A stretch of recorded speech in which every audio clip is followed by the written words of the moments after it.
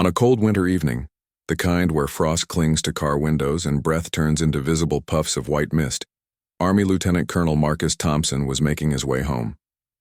The drive had been long but peaceful, the hum of his sedan's engine providing a soothing backdrop to his thoughts.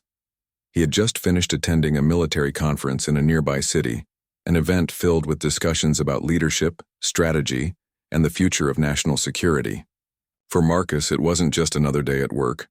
It was part of a lifelong commitment to serve his country. Marcus was a man who commanded respect without demanding it. At 42 years old, he carried himself with quiet confidence, his tall frame and neatly trimmed beard giving him an air of authority. But tonight, dressed in jeans, a leather jacket, and a simple sweater, he looked like any other civilian heading home after a long day. His car, a modest sedan that had seen better days, didn't scream wealth or status either. It was practical, reliable, and unassuming, just like its owner. As Marcus drove through the outskirts of town, the roads grew quieter. Streetlights flickered faintly against the dark sky, casting long shadows on empty sidewalks. This part of the journey always felt serene to him. The lack of traffic allowed him to relax and reflect on the events of the day. He thought about the keynote speaker at the conference, whose words still resonated in his mind. Leadership isn't about titles, it's about actions. Marcus nodded slightly as if agreeing with the absent speaker. Leadership, indeed, meant setting an example even in moments when no one was watching. But then, something unexpected happened. As Marcus approached a quiet intersection, red and blue lights suddenly flashed behind him. Startled, he glanced at his rearview mirror and saw a police cruiser pulling up close. His heart skipped a beat. Not out of fear, but out of confusion. What could this be about? He hadn't been speeding, running stop signs, or breaking any rules that he knew of. Still, being the disciplined individual he was, Marcus signaled and pulled over to the side of the road. The street was deserted, save for the two vehicles now parked under the dim glow of a street lamp. Marcus turned off the engine and waited, rolling down his window as protocol dictated. A chill crept into the car, mingling with the warmth from the heater vents. He took a deep breath, reminding himself to stay calm. Encounters with law enforcement weren't new to him. He'd dealt with them countless times during his career, but this felt different somehow. Maybe it was the isolation of the location or the way the officer stepped out of the cruiser, moving slowly toward him with a flashlight in hand. Deputy Alan Hargrove was known around these parts, though not always for good reasons. To some, he was a dedicated public servant who kept the street safe. To others, he was a figure of controversy, notorious for his short temper and questionable tactics, especially when interacting with people of color. Tonight, however, none of that mattered to Marcus. All he wanted was to understand why he'd been stopped and resolve the situation quickly so he could get back to his family. Hargrove approached the driver's side window, his heavy boots crunching against gravel. Without preamble, he shone the flashlight directly into Marcus's face, momentarily blinding him. "License and registration," the deputy barked, his tone sharp and impatient. Marcus squinted against the glare, trying to make out the man's features. Even in the dim light, he could see the tension etched onto Hargrove's face. A furrowed brow, tight lips, and eyes that darted suspiciously between Marcus and the interior of the car. "Yes, sir," Marcus replied politely, keeping his voice steady. He reached for his wallet, which contained both his driver's license and military ID. "May I ask what this is regarding?" he added, hoping to ease the tension. After all, asking questions calmly was standard practice in such situations. Surely explaining himself would clear up whatever misunderstanding had occurred. Instead of answering, Hargrove leaned closer, his body language becoming more aggressive. "Keep your hands where I can see them," he snapped, his voice rising. Marcus froze, confused by the sudden hostility. Slowly, he raised his hands slightly above the steering wheel, palms open and facing outward. "I'm just reaching for my ID," he explained gently, trying to sound reassuring rather than confrontational. It was then that Hargrove noticed the military insignia on Marcus's jacket, the embroidered patch signifying his rank as a lieutenant colonel. For a brief moment there was silence. Then, instead of softening, Hargrove's expression hardened further. "You think that makes you special?" he muttered, almost under his breath. The comment caught Marcus off guard. Why would someone react negatively to seeing proof of service to the nation? Determined to de-escalate the situation, Marcus decided to clarify things fully. "Sir, I'm Lieutenant Colonel Marcus Thompson, United States Army. If you'll allow me to retrieve my ID, I can show you—" "Don't tell me what to do," Hargrove interrupted, his voice dripping with disdain. He gripped the flashlight, tighter, using it to gesture emphatically. "I said keep your hands where I can see them." Marcus complied, holding his hands higher while maintaining eye contact. He tried to project calmness, despite the growing unease in his chest. Something wasn't right here. This wasn't how a routine traffic stop was supposed to go. Normally, officers were professional, respectful, and efficient. Yet Hargrove seemed intent on turning this into something else entirely. Minutes ticked by agonizingly slowly. Each passing second felt heavier than the last, the weight of uncertainty pressing down on Marcus. Finally, he spoke again, choosing his words carefully. "Officer, I assure you, I have nothing to hide. I'm happy to cooperate fully. Could we please move forward with this?" Hargrove didn't respond immediately. Instead, he stared at Marcus for what felt like an eternity, his jaw clenched tightly. When he finally spoke, his words were laced with suspicion. "Why were you reaching into your glove compartment earlier?" he demanded. "I wasn't," Marcus replied honestly. "I was reaching for my wallet, that's all." But Hargrove wasn't convinced. To him, every movement, every word, seemed calculated, sinister even. His mind raced with assumptions, fueled by preconceived notions and unchecked biases. In his eyes, Marcus wasn't just a motorist pulled over for a minor infraction. He was a potential threat, someone who needed to be controlled. And so the stage was set for a tragedy that neither man could foresee. What began as a seemingly ordinary night would soon spiral into chaos, leaving scars not only on those directly involved, but also on the wider community. Little did Marcus know that his attempt to simply follow the rules would lead to a confrontation that would shake the nation to its core and force difficult conversations about race, power, and accountability.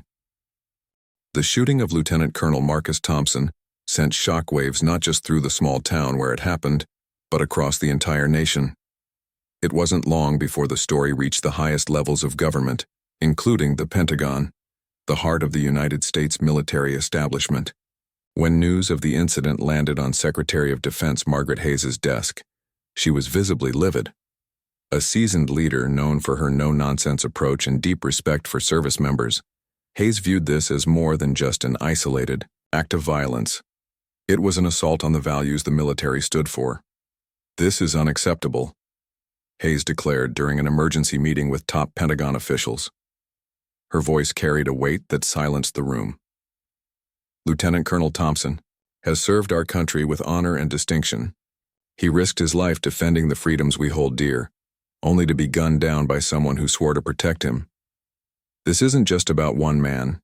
It's about every soldier, sailor, airman, and Marine who puts on a uniform. We cannot let this stand." Hayes wasted no time in taking action. She issued a scathing public statement condemning the shooting and calling for accountability. "This tragedy strikes at the core of what it means to serve," she said during a televised press conference. "We expect justice, not just for Marcus, but for everyone who has faced discrimination or violence because of the color of their skin." Her words resonated deeply with Americans, many of whom had grown weary of systemic injustices going unpunished. But Hayes didn't stop there. Recognizing the gravity of the situation, she mobilized resources to ensure transparency and accountability. The Department of Defense launched an independent investigation into the incident, led by federal agents unaffiliated with local law enforcement. These investigators were given full access to evidence, witnesses, and even internal police records. Their mandate was clear: leave no stone unturned in determining what exactly happened that night and why. Meanwhile, protests continued to grow nationwide. What began as small gatherings quickly turned into massive demonstrations, drawing people from all walks of life. In cities like New York, Los Angeles, and Chicago, thousands marched through the streets chanting slogans like "Justice for Marcus" and "No More Silence." Activists held rallies outside state capitals and police headquarters, demanding reforms to address racial bias within law enforcement. Social media played a pivotal role in amplifying these efforts, with hashtags like #StandWithMarcus trending globally. People shared stories of their own encounters with racism, creating a powerful collective narrative that underscored the need for change. Back in the small southern town where the shooting occurred, tensions ran high. Community members were divided. Some defended Deputy Alan Hargrove, insisting he acted in self-defense, while others condemned his actions as racially motivated. Local leaders struggled to maintain order, holding town hall meetings to address residents' concerns. Emotions boiled over at these events, with heated debates breaking out between supporters of Hargrove and those advocating for justice for Marcus. One particularly tense meeting took place in the town's community center. Dozens of people packed into the small auditorium, spilling into the aisles and standing along the walls. At the front of the room sat Marcus's wife, Elena, flanked by close friends and family members. Her presence commanded respect, even from those who disagreed with her stance. When it was her turn to speak, Elena rose slowly, clutching a photo of Marcus in his military dress uniform. "This is my husband," she said, her voice trembling but resolute. "He dedicated his life to protecting this country. He believed in justice, fairness, and equality. And yet here we are today fighting for answers about why he was shot like an animal on the side of the road." She paused, scanning the crowd. Some faces reflected empathy, while others remained hardened. "I'm not asking for vengeance," she continued. "I'm asking for accountability. If we don't demand better, then what kind of future are we building for our children?" Her words struck a chord with many in attendance, sparking murmurs of agreement.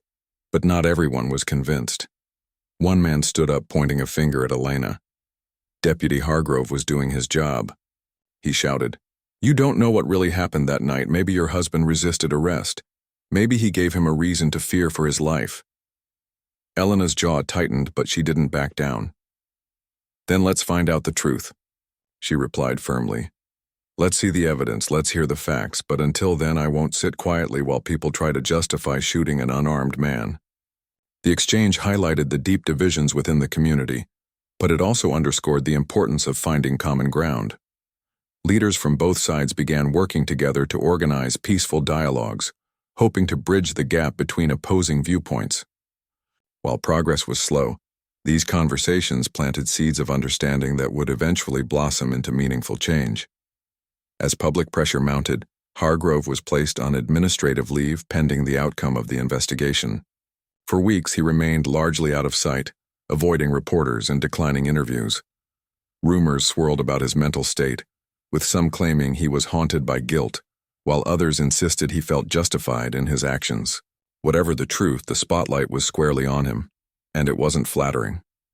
During this time, details about Hargrove's past began surfacing, painting a troubling picture of a man whose behavior had raised red flags long before the shooting. Former colleagues described him as quick-tempered and dismissive, especially when dealing with people of color. Internal affairs reports revealed multiple complaints filed against him for excessive force and discriminatory conduct, though none had resulted in disciplinary action. Text messages and social media posts uncovered during the investigation further exposed his prejudiced views, leaving little doubt about his biases. For Marcus and his family, the wait for answers was agonizing. Though he had survived the shooting, his recovery was slow and painful. Physical therapy sessions left him exhausted, and the emotional scars ran even deeper. Every day brought reminders of what he had endured and what he might still face if justice wasn't served. Yet despite everything, Marcus refused to give up hope. "Change doesn't happen overnight," he told Elena one evening as they sat together in their living room. "But if my story can help prevent this from happening to someone else, then it'll all be worth it." By the end of the month, the independent investigation concluded its preliminary findings.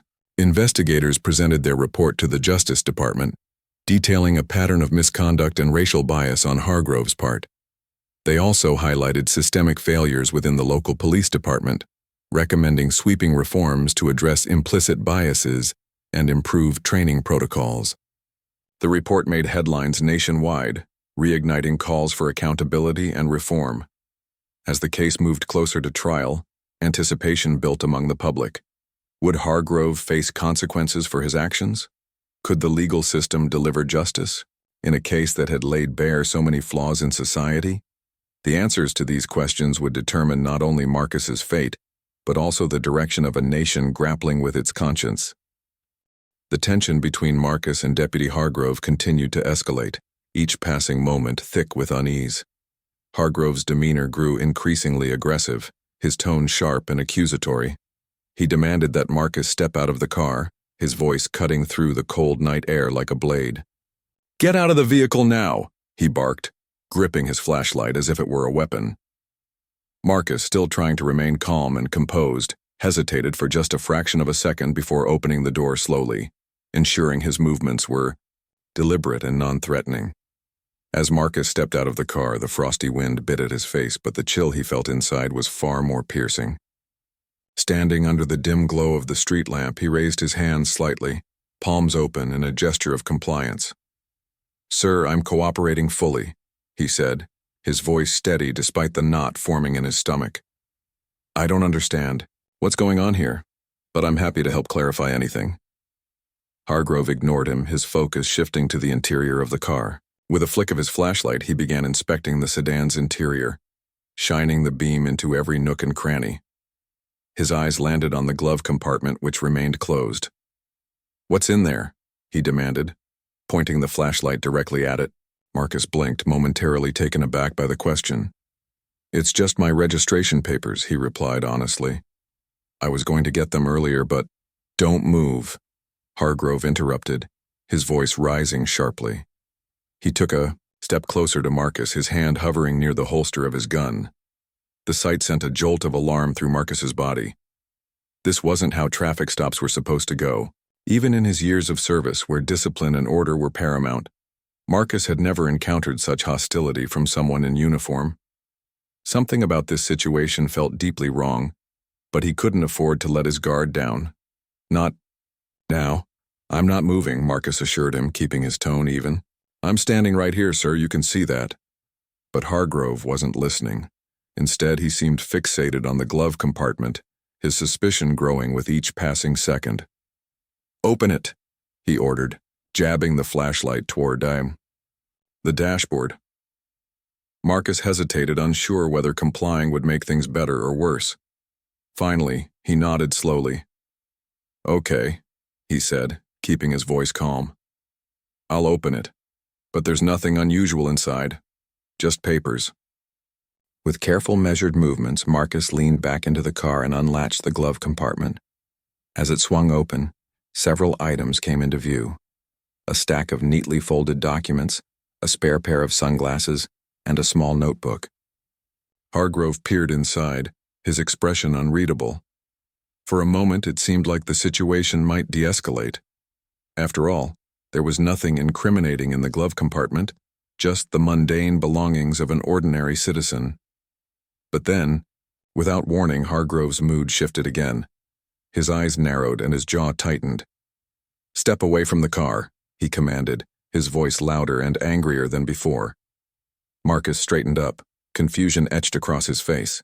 "Sir, I've shown you everything," he said, his tone tinged with frustration. "There's nothing here. Can we please resolve this?" Instead of responding, Hargrove reached for his radio and muttered something unintelligible into it. Then, almost instinctively, his hand drifted to the holster of his firearm. Marcus noticed the movement and froze, his heart pounding in his chest. "Sir, please," he pleaded, his voice firmer now. "I'm not resisting. There's no reason for this to escalate." But Hargrove wasn't listening anymore. To him, Marcus's actions, no matter how innocent, were suspicious. Every word Marcus spoke, every gesture he made, only seemed to confirm the deputy's worst assumptions. In his mind, Marcus wasn't just a motorist pulled over for a routine. Stop. He was a threat, someone who needed to be subdued, and then it happened. Without warning, Hargrove drew his weapon and pointed it squarely at Marcus. Time seemed to slow down as the barrel of the gun caught the faint reflection of the street lamp. Marcus's breath hitched, and his mind raced. "Sir, put the gun down," he said, his voice trembling slightly despite his best efforts to stay composed. "This isn't necessary. I'm unarmed. I'm cooperating." But Hargrove didn't lower the weapon. Instead, he shouted another command, his voice filled with rage. "Get on the ground now." Marcus hesitated, unsure of what to do. Getting on the ground seemed unnecessary, given that he hadn't done anything wrong. Yet deep down, he knew resistance, even verbal resistance, could make the situation worse. Slowly, reluctantly, he dropped to one knee, then lowered himself onto the pavement, his hands still raised above his head. The cold asphalt pressed against his palms, sending a shiver up his spine. He could hear Hargrove's boots crunching against the gravel as the deputy circled around him, keeping the gun trained on him the entire time. Marcus's mind raced with questions. Why was this happening? What had he done to deserve this treatment? And most importantly, how could he make it? Stop? Then, without warning, a shot rang out, shattering the stillness of the night. Marcus flinched, his body jerking involuntarily as the bullet grazed his shoulder. Pain exploded through his arm, and he cried out instinctively, collapsing onto the ground. Blood seeped through his jacket, staining the pavement beneath him. For a moment, everything went silent, the world reduced to a blur of pain and disbelief. Hargrove stood over him, his gun still raised, his breathing heavy and uneven. It was unclear whether he realized the gravity of what he'd just done. Around them, the quiet neighborhood remained eerily still, as if holding its breath. Seconds passed before Marcus managed to speak, his voice weak but defiant. "Why? Why did you shoot me?" he gasped, his words barely audible over the ringing in his ears. Hargrove didn't answer. Instead, he called for backup, his voice shaky and uncertain. It wasn't long before the sound of sirens pierced the night. Neighbors, alerted by the commotion, began stepping outside, their faces pale with shock and concern. One woman dialed 11, her hands trembling as she described the scene. "There's been a shooting," she stammered into the phone. "A man is hurt. Please hurry." Emergency responders arrived within minutes, their flashing lights casting an eerie glow over the scene. Paramedics rushed to Marcus's side, assessing his injuries and applying pressure to the wound. Despite the chaos, Marcus remained conscious, his thoughts swirling with disbelief and anger. How had this happened? Why had this happened? He had followed every rule, complied with every demand, and still he lay bleeding on the cold ground. As the paramedics worked to stabilize him, news of the incident began spreading rapidly. A passerby captured part of the confrontation on their phone, the grainy footage showing Hargrove drawing his weapon and firing at Marcus. Within hours, the video went viral, sparking outrage across social media platforms. People watched in horror as the sequence of events unfolded, their comments ranging from disbelief to fury. "How could this happen?" one user wrote. "He's a decorated soldier. How does this end with him getting shot?"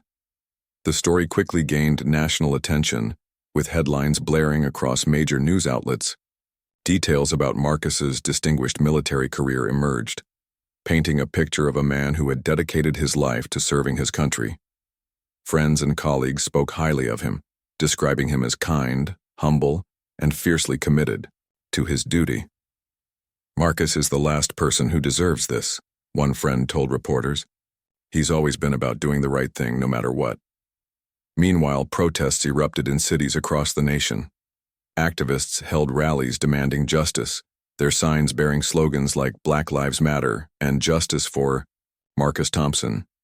Many pointed to Hargrove's history of misconduct, citing previous complaints filed against him for racially motivated behavior. Community leaders called for systemic reforms, urging lawmakers to address the deep-seated issues plaguing law enforcement agencies. Back at the hospital, Marcus fought to recover from his injuries. Though the bullet had missed vital organs, the physical and emotional toll of the shooting weighed heavily on him. His wife, Elena, sat by his bedside, tears streaming down her face as she held his hand. "I'm so sorry this happened to you," she whispered, her voice breaking. Marcus squeezed her hand gently, his expression a mix of pain and determination. "We'll get through this," he murmured. "But this can't happen to anyone else. Not like this." As the days turned into weeks, the nation waited anxiously for answers. Would Hargrove face consequences for his actions? Could justice truly be served in a case that had exposed so many flaws in the system? The road ahead promised to be long and difficult, but one thing was certain. Marcus's story had ignited a firestorm of change, one that would leave a lasting impact on the fight for equality and accountability. The trial of Deputy Alan Hargrove became one of the most closely watched legal proceedings in recent memory. Courtrooms are often places of tension, but this case carried an emotional weight that rippled far beyond the walls of the courthouse. Every seat was filled, and reporters crowded into the press section, microphones and notepads at the ready. Outside, protesters gathered daily, holding signs with messages like "Justice for Marcus" and "Accountability now." The atmosphere buzzed with anticipation, anger, and hope, a mix of emotions reflecting the nation's collective yearning for answers. From the moment jury selection began, it was clear this would be no ordinary trial. Lawyers on both sides carefully questioned potential jurors, probing their views on race, law enforcement, and justice. Prosecutors sought individuals who could remain impartial despite the intense media coverage, while defense attorneys looked for those sympathetic to the challenges faced by police officers. After days of deliberation, 12 jurors were chosen, a diverse group representing different walks of life, though each carrying the immense responsibility of deciding Hargrove's fate. When the trial officially commenced, the prosecution opened with a powerful statement. Lead prosecutor Rachel Bennett stood before the court, her voice steady but charged with emotion. "This is not just about one man," she began, gesturing toward Marcus, who sat quietly in the front row alongside his wife, Elena. "It's about whether we live in a society where someone can be targeted because of the color of their skin. It's about whether our laws protect everyone equally, or only some." Bennett outlined the case against Hargrove, presenting evidence piece by piece. Security footage from nearby cameras showed the traffic stop unfolding in chilling detail. In the grainy video, Marcus appeared calm and compliant throughout the encounter, raising his hands when instructed and making no sudden movements. Yet Hargrove's body language told a different story. His aggressive stance, the way he drew his weapon too quickly, and the absence of any visible threat from Marcus all pointed to recklessness at best and racial bias at worst. Prosecutors also introduced damning text messages and social media posts discovered during the investigation. These communications revealed Hargrove's deeply ingrained prejudices, including derogatory remarks about minorities and dismissive comments about accountability within law enforcement. One particularly incriminating message read, "They always play the victim card. Nobody understands what we deal with out here." Experts testified that such attitudes likely influenced Hargrove's actions during the traffic stop. Defense attorney Mark Callahan countered these arguments with equal fervor. He portrayed Hargrove as a dedicated officer, caught in a high-pressure situation. "Deputies put their lives on the line every day," Callahan argued passionately. "They have to make split-second decisions under immense stress. That night, Deputy Hargrove believed he was in danger, and he acted accordingly." Callahan called several witnesses to support his narrative, including fellow officers who vouched for Hargrove's professionalism. However, cross-examination exposed cracks in their testimonies. Under questioning, one officer admitted that Hargrove had been reprimanded multiple times for losing his temper during routine stops. Another acknowledged hearing racially insensitive remarks from him in the past, but claimed they didn't think much of it at the time. Each revelation chipped away at the defense's credibility, leaving jurors visibly unsettled. Perhaps the most gripping moment came when Marcus himself took the stand. Dressed in civilian clothes, he walked slowly to the witness box, favoring his injured arm.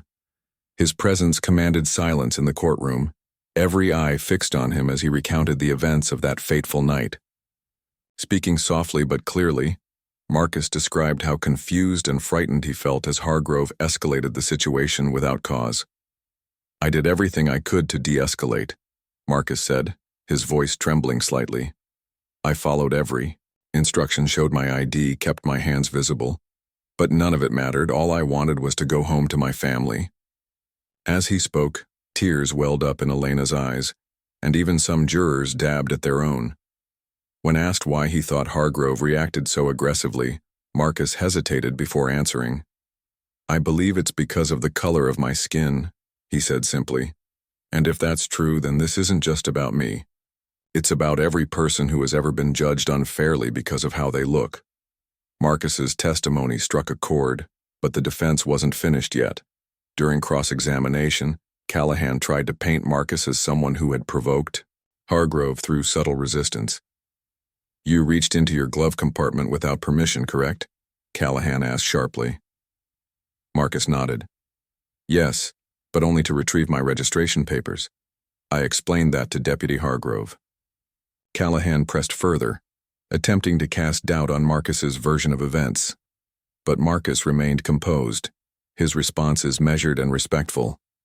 By the end of the grueling session, it was clear that Marcus's dignity and composure had left a lasting impression on the jury. As closing arguments approached, tensions reached a fever pitch. Prosecutor Bennett delivered a stirring final plea, urging jurors to consider the broader implications of their verdict. "This isn't just about punishing one bad actor," she said. "It's about sending a message that racism and recklessness have no place in law enforcement or anywhere else. Justice for Lieutenant Colonel Thompson is justice for us all." Callahan, meanwhile, doubled down on his defense, imploring jurors to see things from Hargrove's perspective. "He made a mistake, yes, but it was a mistake born of fear, not malice," Callahan argued. "We're asking you to recognize the humanity in both men, the officer who acted out of panic and the soldier who deserved better." After weeks of testimony, the jury finally retired to deliberate. Hours turned into days as they painstakingly reviewed the evidence, debating every detail. Reporters camped outside the courthouse, speculating endlessly about the outcome. Inside, Marcus and his family waited anxiously, unsure whether justice would prevail. Finally, after 3 days of deliberation, the jury returned with a verdict. The courtroom fell silent as the foreperson stood to deliver the decision. On the charge of second-degree murder, we find the defendant guilty. Gasps echoed through the room, followed by murmurs of disbelief. Hargrove slumped forward in his chair, his face pale. The verdict continued. On the charge of civil rights violations, we find the defendant guilty. Cheers erupted outside the courthouse as news of the conviction spread. Protesters hugged one another, tears streaming down their faces. For many, this was a rare moment of vindication, a sign that the system could still work when pushed hard enough. But the story didn't end there. Judge Evelyn Carter presided over the sentencing hearing, a solemn occasion marked by emotional victim impact statements. Elena addressed the court first, her voice breaking as she described the toll the shooting had taken on her family. "You took more than a husband, father, and soldier," she said, looking directly at Hargrove. "You tried to take away hope itself, but we won't let you win." Other victims' advocates followed, sharing stories of loved ones lost to similar acts of violence. Their words reinforced the gravity of the crime and the need for accountability. Finally, Judge Carter delivered her sentence: death by execution. Her reasoning was blunt and unflinching. "This was not an isolated incident," she declared. "It was the result of unchecked prejudice and abuse of power. Such behavior cannot be tolerated, not in a civilized society." Hargrove showed no reaction as bailiffs led him away, his fate sealed. For Marcus and his supporters, the sentence brought a measure of closure, but the fight was far from over. The case had exposed deep-rooted issues within law enforcement and society at large, sparking conversations that would shape the future. And while justice had been served in this instance, It was clear that real change required sustained effort and unwavering commitment. The execution of Deputy Alan Hargrove marked the end of a harrowing chapter, but its impact resonated far beyond the courthouse walls. For Marcus Thompson and his family, the sentence brought a measure of closure, though it could never erase the trauma they had endured. The shooting had left scars, both physical and emotional, that would take years to heal. Yet, even in the face of unimaginable pain, Marcus chose to focus not on revenge or bitterness, but on creating something meaningful from tragedy. His story became a catalyst for change, inspiring movements that reached every corner of the nation. In the weeks following the trial, lawmakers at both state and federal levels began drafting legislation aimed at addressing systemic racism within law enforcement.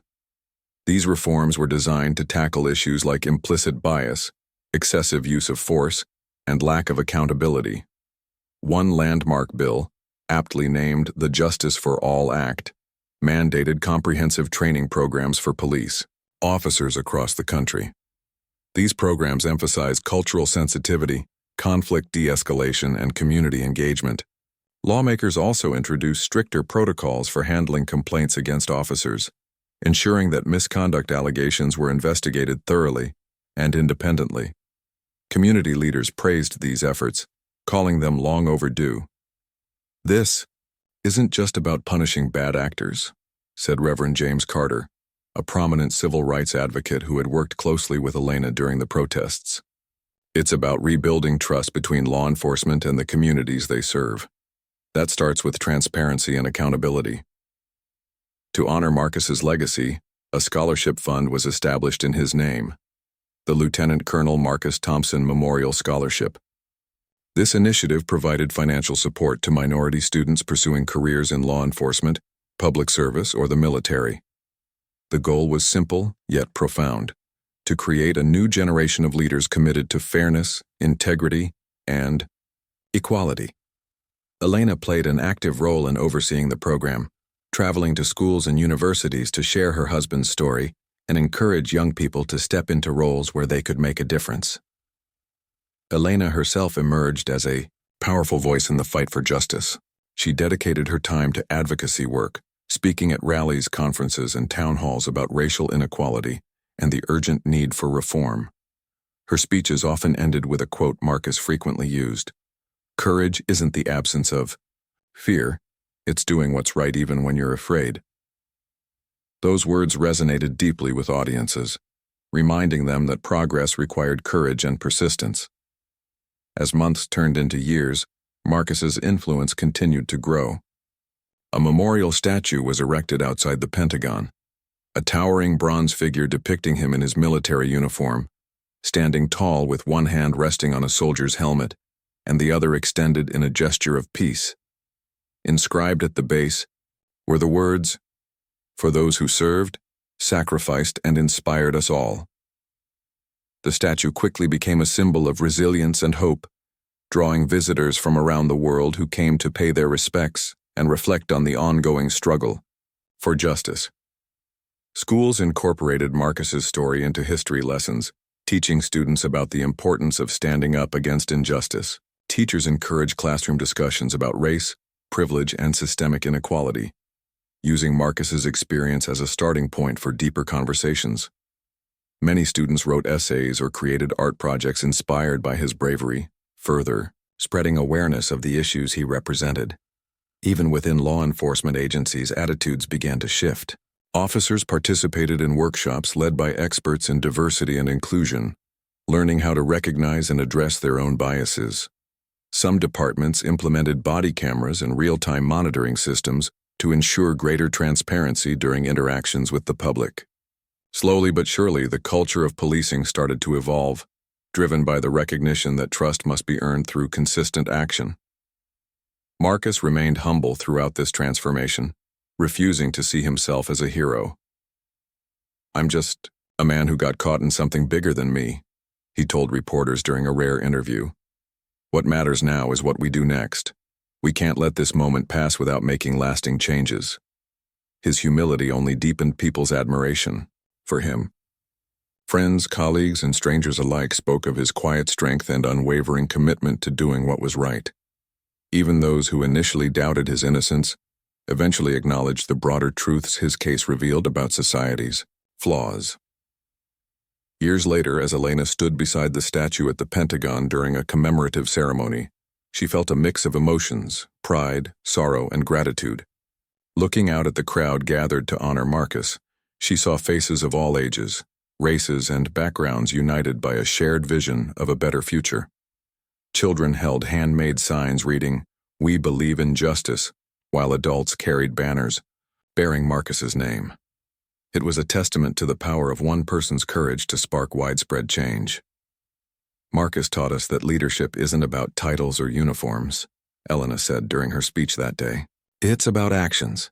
It's about standing firm in your values even when the odds are stacked against you. And most importantly, it's about believing that no matter how dark things may seem, there's always room for light. Her words echoed across the audience, met with thunderous applause.